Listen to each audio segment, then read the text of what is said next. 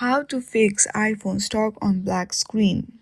If your iPhone is stuck on a black screen and is unresponsive, then this video is a short guide to solve this issue. To solve this issue, first of all, you have to force restart your device. A forced restart can help fix an unresponsive iPhone with a black screen. To force restart your device, you have to simply press and quickly release the volume up button. Then, press and quickly release the volume down button.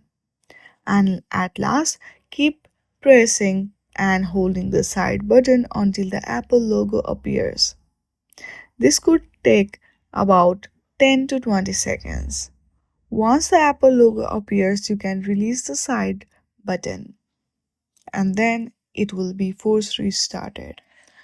In this very easy step, you can easily fix iPhone stuck on black screen issue. I hope you like this video. If you like this video, then please do not forget to like and subscribe to our channel. Thank you for watching.